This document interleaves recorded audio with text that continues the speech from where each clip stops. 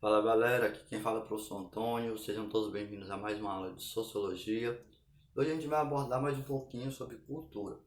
Bom, para a gente abordar o conceito de cultura, a gente tem que fazer uma diferenciação entre o que é natural e o que é cultural, né? O que seria desenvolvido em sociedade. Por exemplo, quando a gente nasce, a gente tem algumas necessidades que são básicas, que são biológicas. A necessidade de se alimentar, a necessidade de expelir, né, os rejeitos que são resultado do nosso processo de digestão. No entanto, a forma como a gente faz isso, a gente realiza, é cultural.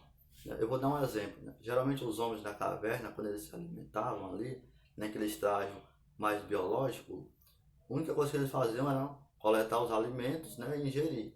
Né? A carne eles nem cozinhavam, comiam crua mesmo.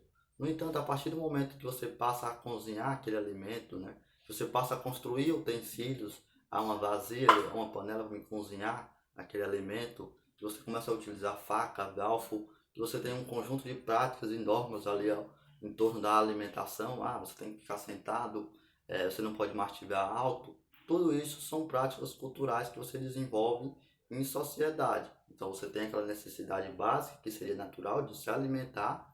No entanto, você constrói um conjunto de práticas em sociedade ao entorno daquela prática inicial, aquela necessidade de se alimentar. E tudo isso é cultural. Ou seja, o que você come, a hora que você come, a forma como você come, o que você constrói ao entorno dessa prática de se alimentar. O Brasil, por exemplo, que é um país continental, né, você tem uma diversidade de pratos de norte a sul muito grande. É, Hoje a gente está vivendo o contexto da Covid, né, você vê vários discursos de ódio e preconceito em relação aos chineses, a questão da alimentação deles, o que ele come e tal. É claro que a alimentação também é cultural, eu falo, ressalto isso sempre para meus alunos. A própria aqui no Brasil, por exemplo, é muito comum você ter o consumo de vaca, né, aquele carne assada, né, geralmente as pessoas gostam muito. Na Índia isso seria uma prática, né, considerada absurda, né? Até porque é um animal sagrado. Ou seja, os animais que a gente seleciona como alimentação e como criar para estimação, isso é cultural, isso é desenvolvido a partir de determinadas regiões e culturas, né? Ou seja, isso é desenvolvido em sociedade.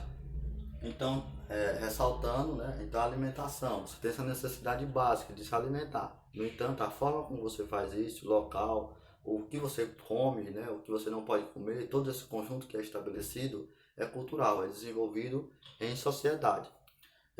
Ressaltando cultura, a partir do momento que os estudiosos passaram a estudar as diferentes sociedades, eles perceberam, né, que existiam essas várias diferenças. A diferença nas pessoas na forma de se vestir, de se alimentar, de se comunicar, né, de se expressar, das religiões. E como eles explicaram isso? Né? Como eles passaram a explicar essas diferenças? Bom, eles explicaram isso através de uma coisa chamada determinismo biológico e determinismo geográfico. A gente vai explicar essas duas formas de determinismo e por que, de certa forma, eles estão errados. Para isso, ele também tem que entender uma diferença entre condicionamento, né, o que condiciona e o que determina. Vamos lá, determinismo biológico, por exemplo. Né? A pessoa já é muito comum, e foi muito comum diante das discussões de gênero que teve aqui no Brasil em relação, falava o que definia um homem, o que definia uma mulher. Falava, não, o homem, a partir do momento que ele tem um pênis e tal, ele é um homem.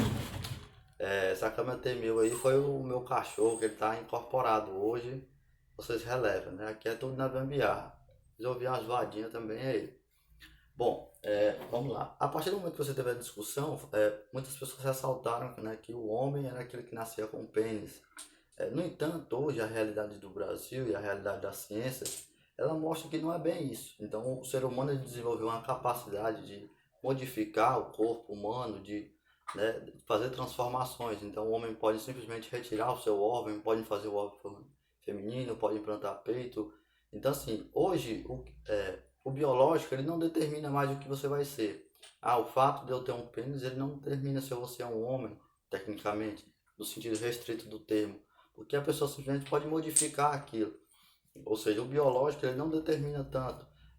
Tecnicamente, a necessidade de reprodução, que seria biológica. Hoje, com a ciência, o homem não teria nem a necessidade de fazer práticas sexuais.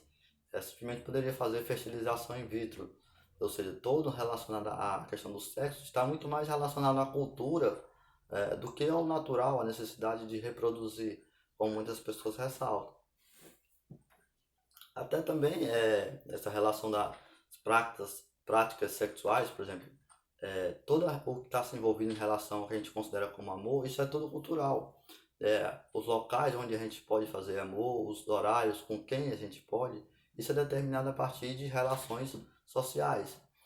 Por exemplo, na cultura indígena, né, você tem aquela prática que as indígenas, a partir do momento que ela tem o primeiro ciclo menstrual, elas já são consideradas mulheres, ou seja, a partir daquele momento ela tem um rito de passagem, o que é diferente na nossa sociedade.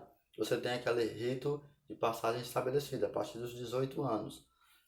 Em outras sociedades também você tem um conjunto de práticas, né?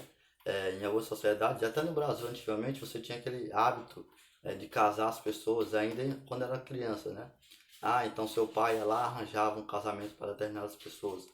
Isso, ou seja, está muito mais relacionado às questões culturais do que mais biológicas.